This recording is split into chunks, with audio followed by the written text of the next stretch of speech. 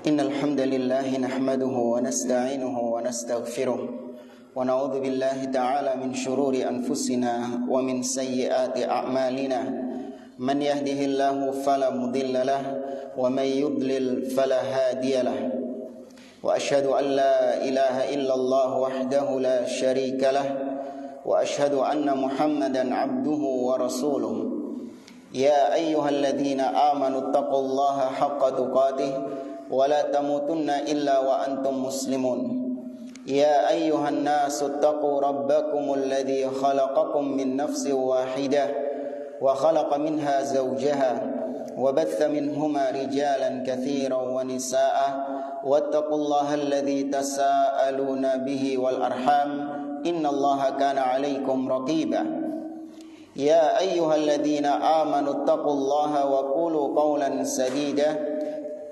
يصلح لكم أعمالكم ويغفر لكم ذنوبكم ومن يطع الله ورسوله فقد فاز فوزا عظيما أما بعد فإن أصدق الحديث كتاب الله وخير الهدي هدي محمد صلى الله عليه وسلم وشر الأمور محدثاتها وكل محدثة بدعة وكل بدعة ضلالة وكل ضلالة في النار.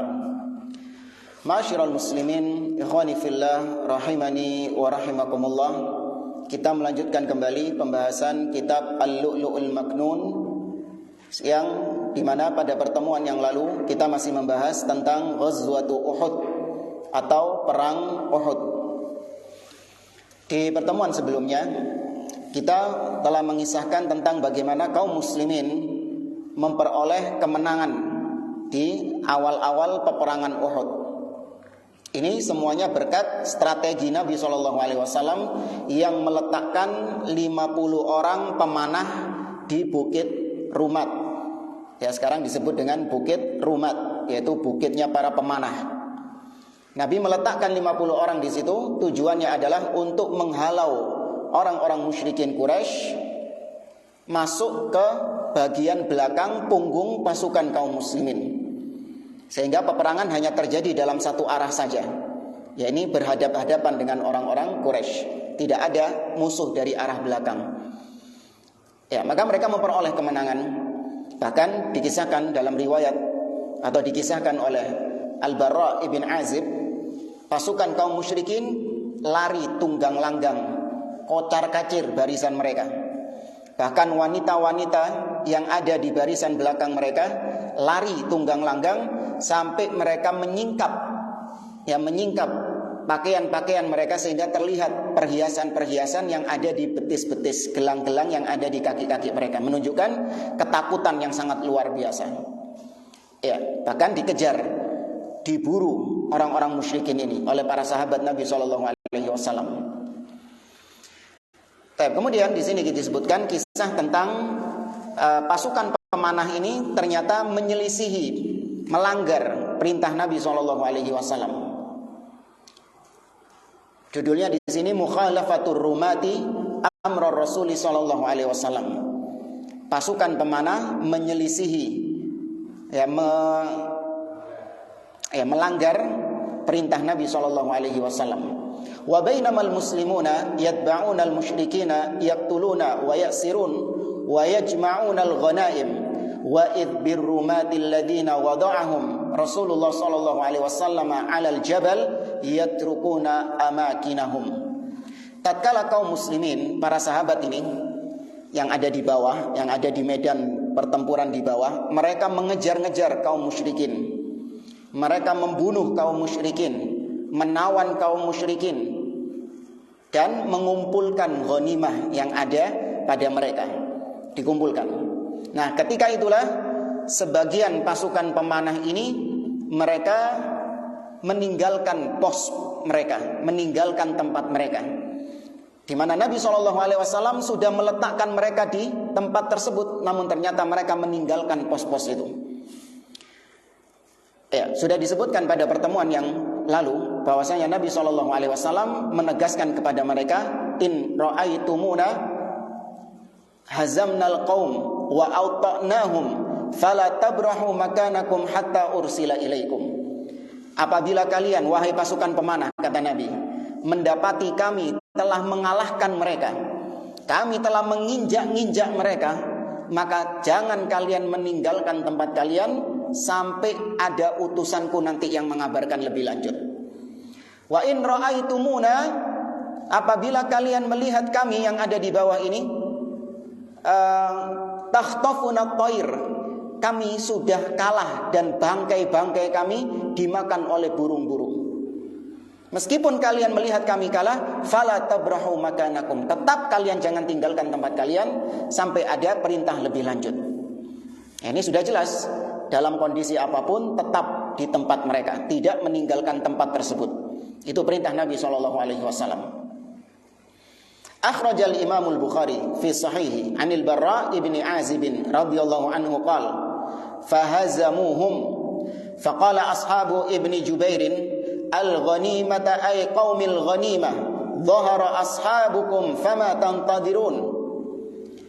Dari Al-Barra bin Azib, dia menceritakan ketika kaum muslimin mengalahkan orang-orang kafir Quraisy, maka sebagian pasukan pemanah ini, siapa pemimpinnya pasukan pemanah ini? Siapa nama pemimpin pasukan pemanah ini? Abdullah ibnu Jubair, ya, Abdullah bin Jubair. Maka pasukan pemanah ini mengatakan, ghanimah, ghanimah, ayo ghanimah. Mengajak yang lain untuk turun ke bawah mengambil ghanimah. Dhahara ashabukum fama tantadirun. Tuh lihat, teman-teman kita yang ada di bawah sudah mengumpulkan ghanimahnya. Apalagi yang kalian tunggu? Kauman, gitu bahasa kita. Nanti kalian gak kebagian ghanimah. Faqala lahum Abdullah ibnu Jubair radhiyallahu anhu. Maka pemimpin pasukan pemanah tadi yang bernama Abdullah bin Jubair mengatakan kepada mereka, anasitum ma qala lakum Rasulullah sallallahu alaihi wasallam. Apakah kalian sudah lupa dengan apa yang diperintahkan Nabi sallallahu alaihi wasallam kepada kalian? Apa kalian lupa kalau Nabi memerintahkan kalian tetap di tempat ini? Jangan beranjak ke tempat ini meskipun mereka sudah menang di bawah, kalian tetap di sini. Itu perintah Nabi SAW kepada kita. Apa kalian sudah lupa? Wa fi riwayatin ukhra fi sahihil Bukhari anil Barra ibn Azib radhiyallahu anhu qala lahum Abdullah ibn Jubair radhiyallahu anhu ahida ilayya an-nabiy sallallahu alaihi wasallam alla tabrahu. Ya, Nabi SAW sudah mengambil janji kepadaku. Yang mengambil janji kepada pasukan pemanah ini untuk kita tidak meninggalkan tempat kita. Itu kita sudah janji sama Nabi. Apa kalian lupa dengan janji ini? Kata Abdullah ibn Jubair. Faqalu, tapi ternyata sebagian mereka mengatakan, wallahi lanatiyanna nasa falanusibanna minal ghanimah. Demi Allah, kami tetap turun ke bawah menyusul orang-orang teman-teman yang ada di bawah sehingga kami bisa memperoleh bagian ghanimah. Ini yang nanti disinggung sama Allah Azza wa Jalla, minkum man yuridud dunya wa minkum man yuridul akhirah. Ternyata ada sebagian sahabat di antara kalian, di antara para sahabat, ada yang menginginkan dunia dan ada yang menginginkan akhirat.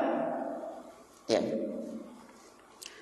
Wa fi riwayatil Imam Ahmad fil Musnad wal Hakim bi sanadin hasanin an Ibni Abbas radhiyallahu anhu maqal falamma ghanima an-nabiy sallallahu alaihi wasallam wa abahu askar al-musyrikin akabbar rumatu jami'an fadakhalu fil askar yanhabun. Dalam riwayat Imam Ahmad dengan sanad yang hasan, Abdullah bin Abbas menceritakan ketika Nabi SAW dan para sahabat-sahabatnya ini mengambil ghanimah, maka kaum muslimin, para sahabat Nabi, mereka memusnahkan askar. Ini artinya markas-markas atau tempat-tempat apa dalam perang itu ya? Camp kok? Iya semacam gitulah. Intinya tempat ngeposnya pasukan, markas ya, tempat ngeposnya pasukan. Di situ ada makanan, ada senjata, ya, ada baju besi. Di situ ditaruh di situ semua. Ya, maka mereka melululantahkan itu pos-pos itu. Akabbar rumatu jami'an. Ketika melihat seperti itu, maka para pasukan pemanah ini bergegas turun. Ya, pasukan pemanah ini sebagiannya bergegas turun. Fadakhalu fil askar yanhabun, maka mereka berusaha untuk mengambil barang-barang yang ada di dalam markas itu. Wa taraka aghlabur rumatil khamsina amakinahum allati amarahum Rasulullah sallallahu alaihi wasallam alla yatrukuha. Ternyata mayoritas pasukan pemanah ini yang jumlahnya 50 orang tadi, mayoritasnya itu menyelisihi, melanggar perintah Nabi SAW untuk tidak meninggalkan tempat itu. Ya, dilanggar sama mereka. Wa khallau zuhurul muslimina lil adu, seakan-akan mereka membiarkan punggung kaum muslimin untuk diserang sama musuh. Karena tugasnya 50 orang ini adalah untuk menjaga apa? Punggung kaum muslimin. Nah, ketika sebagian orang, kebanyakan orangnya turun ke bawah, maka seakan-akan mereka mengatakan kepada musuh, ayo silahkan kalian serang kami dari belakang. Kami sudah tidak menjaga punggung kaum muslimin. Seakan-akan seperti itu, mempersilahkan musuh untuk menyerang dari arah belakang. Wa thabata Abdullah ibn Jubairin radhiyallahu anhu fi makanihi wa thabata ma'ahu nafarun ma yablughuna al-ashrah. Dari 50 orang itu, maka yang turun itu sekitar 40 orang. Ya, sekitar 40 orang. Intinya yang tetap bertahan di atas itu enggak sampai 10 orang. Yang tetap bertahan di bukit itu enggak sampai 10 orang. Termasuk pemimpinnya Abdullah ibn Jubair. Tetap memegang perintah Nabi SAW, enggak ikut-ikutan turun. Wa fihim nazala qauluhu ta'ala. Nah, dalam kondisi seperti itulah Allah menurunkan firman-Nya di dalam surah Ali Imran ayat 152. Allah berfirman, hatta idza fashiltum wa tanaza'tum fil amri wa asaitum min ba'di ma arakum ma tuhibbun. Tatkala kalian dalam kondisi yang lemah dan kalian saling berselisih tentang suatu perkara tadi, berselisih, mudun apa enggak, turun apa enggak, ikut ngambil ghanimah atau enggak. Ya, saling berselisih. Wa asaitum, dan kalian telah durhaka, yakni mendurhakai perintah Nabi SAW. Mim ba'di ma arakum ma tuhibbun, setelah ditampakkan apa yang kalian sukai di hadapan kalian, yaitu setelah ditampakkan apa? Ghanimah. Setelah ditampakkan ghanimah itu, kalian mendurhakai Rasul SAW. Nah, baru Allah mengatakan minkum man yuridud dunya wa minkum man yuridul akhirah. Di antara kalian ada yang menginginkan dunia, tapi di antara kalian ada juga yang menginginkan akhirat. Fakana Abdullah ibnu Mas'ud radhiyallahu anhu yaqul, berkenaan dengan ayat ini Abdullah bin Mas'ud radhiyallahu taala anhu mengatakan, falau halaftu yawma idin rajautu an abarra innahu laisa ahadun minna yuridud dunya. Kalau aku disuruh, seandainya aku disuruh untuk bersumpah di perang Uhud ini, maka aku akan bersumpah bahwasanya kami yang ikut perang Uhud ini, yang jumlahnya 700 orang ini, ya, yang jumlahnya 700 orang ini, saya bersumpah bahwasanya mereka berjuang ikhlas karena Allah Subhanahu wa taala. Kalau mau disuruh bersumpah, wani aku. Berani aku, kata Abdullah bin Mas'ud. Hatta anzalallahu azza wa jalla, sampai Allah turunkan ayat ini, baru saya tahu kalau ternyata ada di antara para sahabat yang menginginkan dunia, bukan menginginkan akhirat. Ada yang perangnya enggak ikhlas karena Allah Subhanahu wa taala. Ya, padahal Abdullah bin Mas'ud yakin, sebelum turunnya ayat ini yakin 700 orang yang ikut ini mereka menginginkan akhirat, enggak menginginkan dunia. Baru ketika Allah turunkan bahwasanya minkum man yuridud dunya wa minkum man yuridul akhirah, baru tahu kalau ternyata Abdullah bin Mas'ud baru tahu ternyata ada yang menginginkan dunia itu. Tsumma sarafakum anhum liyabtaliyakum. Kemudian Allah palingkan kalian dari mereka. Liyabtaliyakum, untuk menguji kalian. Baik. Ini berkaitan dengan sahabat, bagaimana lagi dengan kita? Maka fitnah harta, fitnah dunia sangat luar biasa jemaah. Ya, kalau para sahabat saja itu bisa jatuh dalam perkara-perkara seperti ini, memalingkan mereka dari keikhlasan kepada Allah Subhanahu wa taala, maka apalagi dengan kita.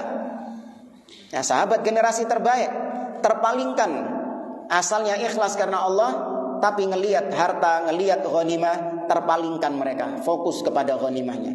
Maka apalagi kita. Ya, maka hati-hati dengan fitnah dunia, terutama yang punya yayasan, ya, yang punya lembaga di mana dia diamanahi harta di situ. Mungkin ketika dia bangun yayasan, ketika dia ngelola dana umat, ya, ketika itu awalnya dia ikhlas karena Allah. Enggak, ana bangun ini karena ingin menolong kaum muslimin, karena ingin berbuat kebaikan begini. Iya, duitnya belum ditransfer, fulusnya belum ditransfer, ikhlas. Tapi ketika ada donasi, donatur memberikan ini nyumbang ini, sampai jumlahnya ratusan juta, jumlahnya M, gimana ikhlasnya tadi? Wallahu a'lam. Ya, keikhlasannya tadi ketika ngelihat nominal seperti itu, wallahu a'lam, terpalingkan. Ya, bukan hanya orang awam, bahkan ahlul ilm, orang yang berilmu juga bisa terfitnah dengan ini. Ya, maka hati-hati dengan fitnah harta, hati-hati dengan fitnah dunia. Kalau memang kita tahu kondisi keimanan kita gak kuat, gak bisa kita bertahan dengan fitnah dunia, maka jangan masuk di situ. Suudzon sama diri sendiri sudah. Jangan sok-sokan husnudzon. Unda anak bekher orangnya kok. Anak bekher orangnya tidak ada kayak gini-gini. Iya, belum ketok sih an. Fitnahnya belum muncul, syaitan belum membisikkan kepada kita. Fitnah wanita, apalagi kalau kita tahu kondisi kita lemah terhadap wanita, sudah jangan masuk di situ. Ya, bisa jamin nggak seperti yang dialami oleh Yusuf alaihissalam, atau seperti yang digambarkan Nabi dalam hadisnya, 7 golongan, sab'atun yudhilluhumullahu fi dhillihi yauma la dhilla illa dhilluh. 7 golongan yang Allah naungi pada hari kiamat. Salah satunya apa? Wa rajulun da'athum ra'atun dzatu jamalin wa mansibin faqala inni akhafullah. Seorang wanita atau seorang lelaki yang diajak berzina oleh seorang wanita yang cantik dan punya kedudukan. Cantik kaya raya. Nah, bayangkan yang ngejak harimnya, yang ngejak zina perempuannya. Tapi ternyata lelaki ini dengan lantang mengatakan inni akhafullah. Enggak, aku takut kepada Allah Subhanahu wa taala. Bisa kita kayak gitu? Sekarang ngomongnya bisa, karena belum kejadian. Ya, belum kejadian. Tapi ketika kejadian seperti itu, bisa kita mengucapkan inni akhafullah. Wallahu a'lam. Maka kalau kita tahu kondisi kita nggak kayak gitu, kondisi kita nggak kuat dengan seperti itu, maka jangan coba-coba mendekati hal-hal yang membuat kita berada dalam kondisi itu. Hindari sudah. Ya, sama seperti harta itu tadi. Kalau kita lemah dengan harta, maka lebih baik sudah. Ya, nggak usah sok-sokan ini bikin yayasan ini, bikin ini, ngelola dana umat, menolong pasien, menolong ini. Ya, kalau kemampuan kita atau kalau kita ini orang yang gampang terfitnah dengan dunia, nggak jamin. Oh ini ustadz, oh ini rajin datang pengajian, oh ini orang fulus. Berarti kalau orang fulus ini nggak butuh sama fulus, amanah dia. Cari sopo? Kata siapa? Ya, nggak jamin semua itu. Maka hati-hati dengan fitnah dunia. Lanjut ke pembahasan lain. Khalid ibn al-Walid radhiyallahu taala anhu yaltafu min wara'il muslimin. Khalid ibn al-Walid radhiyallahu taala anhu yang ketika itu masih belum masuk Islam. Nah, Khalid masih di barisan kaum musyrikin. Mulai Khalid ibn al-Walid berbelok, apa istilahnya? Putar balik. Apa istilahnya? Nikung. Ya, pokoknya putar haluan menuju arah belakang kaum muslimin. Wantahaza Khalid ibn al-Walid radhiyallahu anhu hadhil fursat adz-dzahabiyah. Ini cerdasnya Khalid ibn al-Walid. Ya, ini kaum musyrikin yang lain pada kocar-kacir. Khalid ibnul Walid matanya masih jeli melihat situasi.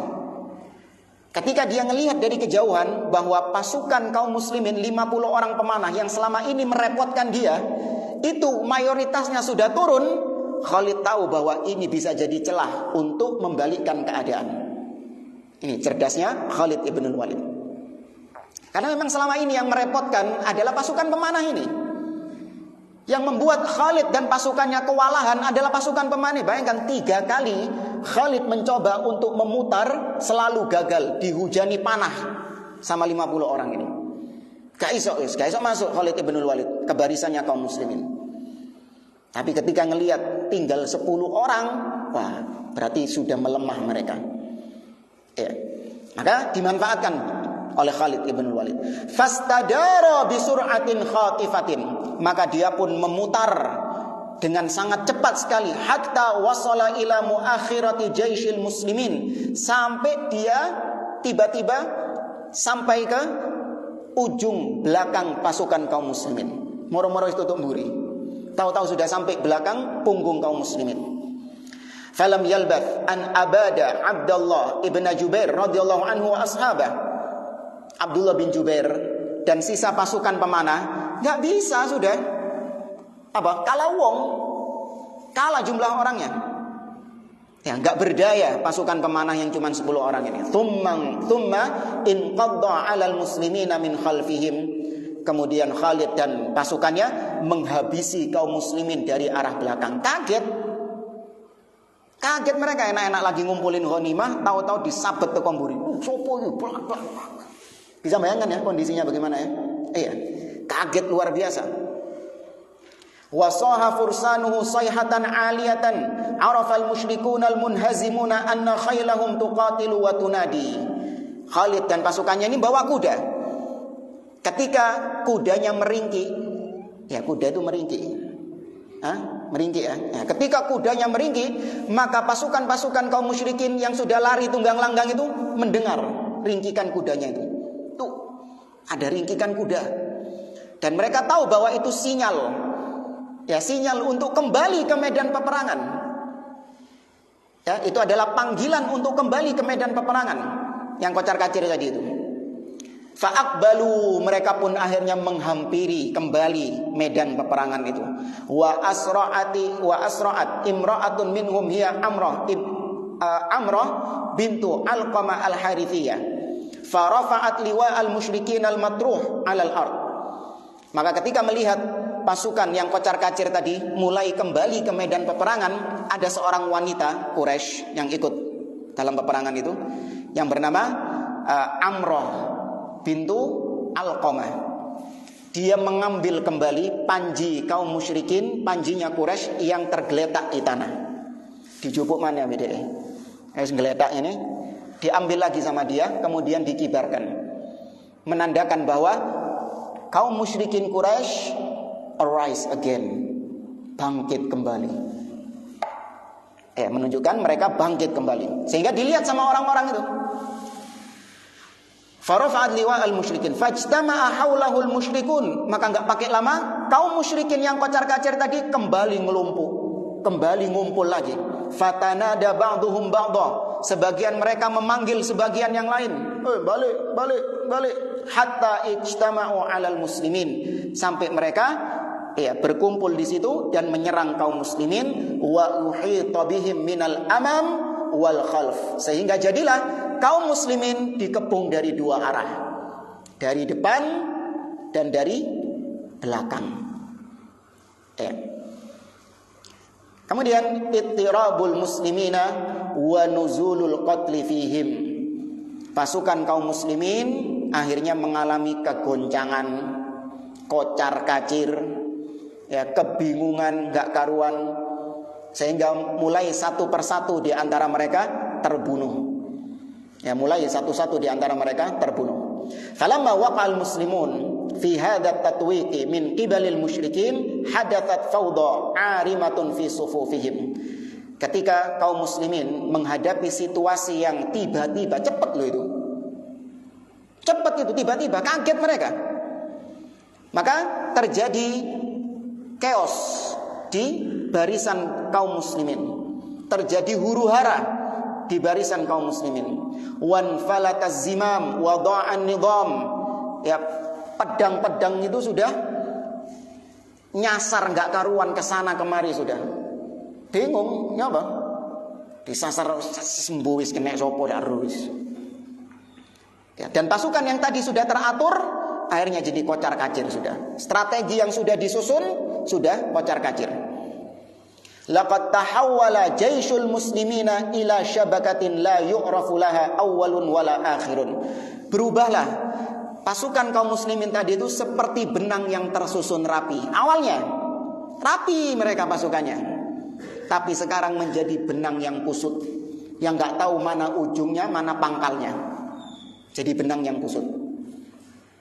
Tilkas sufuful munaddamatu allati kanat tuqatilu kabunyanin marsus.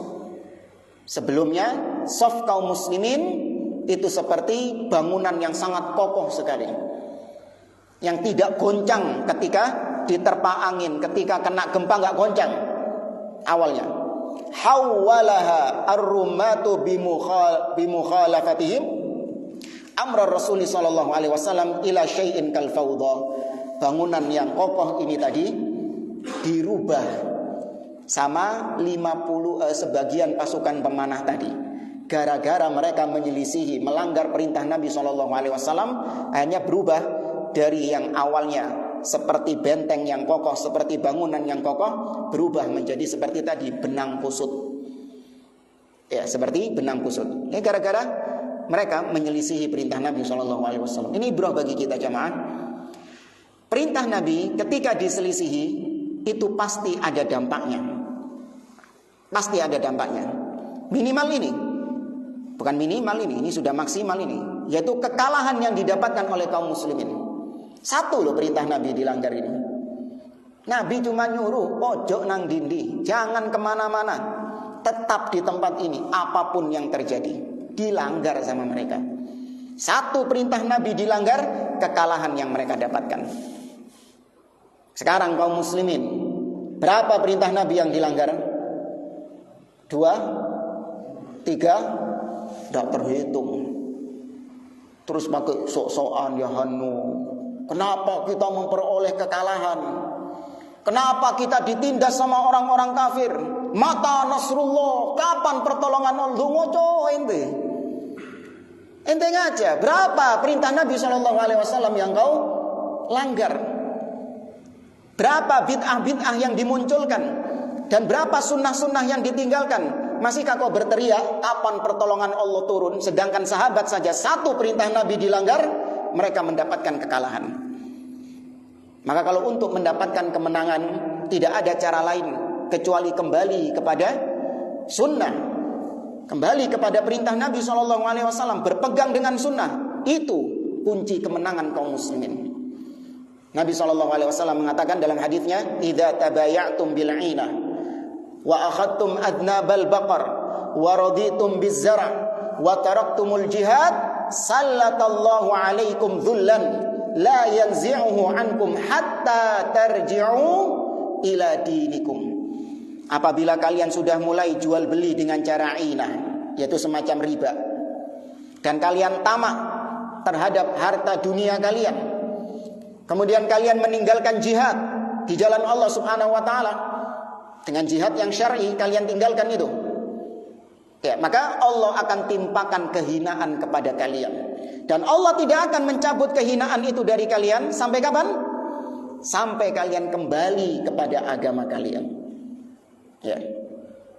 Dan memperoleh kemenangan harus dengan cara yang telah ditempuh Nabi SAW, bukan dengan cara mendurhakai Nabi. Nah, dari sini kita bisa mengambil ibrah tentang batilnya orang-orang yang ingin untuk menegakkan agama Allah, untuk menolong kaum muslimin, tapi dengan cara-cara yang batil. Ya, dengan cara-cara yang menyimpang dari ajaran Nabi SAW. Dengan melengsarkan pemimpin yang ada, memberontak kepada pemimpin yang ada, yang mengkritik pemimpin di depan umum dengan alasan ya kaum muslimin didolimi, maka kita ingin untuk menolong kaum muslimin. Tidak, pertolongan tidak akan datang ketika kaum menyelisihi Nabi SAW. Ini pelajaran yang sangat berharga yang kita dapatkan dari perang Uhud ini. Kemudian kisah berikutnya yang dibawakan oleh beliau, al-muslimuna yaqtuluna al-Yaman walida Hudzaifah radhiyallahu anhuma khata'an. Kisah tentang terbunuhnya al-Yaman, yaitu bapaknya siapa? Hudzaifah. Ya, bapaknya Hudzaifah. Terbunuh dia. Siapa yang membunuh? Kaum muslimin. Salah bunuh, keliru bunuh, tidak sengaja membunuhnya. Bagaimana kisahnya? Disebutkan, fabasura Hudzaifah radhiyallahu anhu fa idza huwa bi abihi al-Yaman radhiyallahu anhu. Ketika tadi suasana kocar-kacir tadi, ya bingung, pedang itu sudah kesana kemari nggak karuan, maka Hudzaifah melihat ternyata ada ayahnya ikut dalam keruwetan ikut dalam carut marut kemelut di situ. Tuh bapakku gitu, abi. Faqala ay ibadallah abi. Hudzaifah berteriak kepada sahabat-sahabat yang lain, itu ayahku. Maka faqala wallahi mahtajazu hatta qataluhu. Ya, kata Hudzaifah, demi Allah, mereka tidak tahu kalau itu ternyata ayahku, sehingga mereka pun membunuh ayahku. Nggak tahu kalau itu ayahnya Hudzaifah, karena sudah carut marut, nggak peduli kawan, nggak peduli lawan, nggak ruwes, pokoknya mbuh sapa wae sing kena. Antum bisa bayangkan kalau kondisi bingung kayak gitu gimana? Ada urusan sudah wis sapa mbuh sing kena sapa, kanca dhewe, musuh gak urus. Ya. Faqala Hudzaifah yaghfirullahu lakum. Setelah ayahnya terbunuh, Hudzaifah mengatakan semoga Allah mengampuni kalian. Karena Hudzaifah tahu mereka membunuh ayahnya bukan karena sengaja membunuh, tapi karena kondisinya seperti itu, kondisi yang membingungkan, carut marut, kemelut, sehingga Hudzaifah mendoakan semoga kalian diampuni sama Allah karena telah membunuh ayahku. Hudzaifah gak dendam. Ya. Ini luar biasanya para sahabat. Tahu kalau itu ketidaksengajaan, maka sudah diikhlaskan sama Hudzaifah ibn Yaman. Coba kalau kita ngamuk, diuber yang bunuh itu. Wa fi riwayatil Imam Ahmad fi Musnadi bi sanadin hasan an Mahmud ibn Labid radhiyallahu anhu qala ikhtalafat suyuful muslimin 'ala al-Yaman Abi Hudzaifah yauma Uhud. Pedang-pedang kaum muslimin itu sudah enggak karuan, sabet sana sabet sini, sehingga mengenai al-Yaman, bapaknya Hudzaifah itu. Wala ya'rifunahu faqataluhu. Para sahabat enggak tahu kalau ternyata itu adalah ayahnya Hudzaifah, sehingga mereka pun membunuh al-Yaman, ayahnya Hudzaifah itu. Fa arada Rasulullah sallallahu alaihi wasallam an yadiyahu fatasaddaqa Hudzaifatu bi diyatihi 'alal muslimin. Maka Nabi sallallahu alaihi wasallam setelah peperangan ingin untuk menegakkan diat kepada orang-orang yang membunuh abahnya Hudzaifah ini. Ya, suruh bayar denda kepada ahli warisnya. Maksudnya kepada Hudzaifah. Tapi ternyata setelah itu sama Hudzaifah disodakohkan denda diatnya itu kepada kaum muslimin. Disodakohkan sama Hudzaifah. Ya.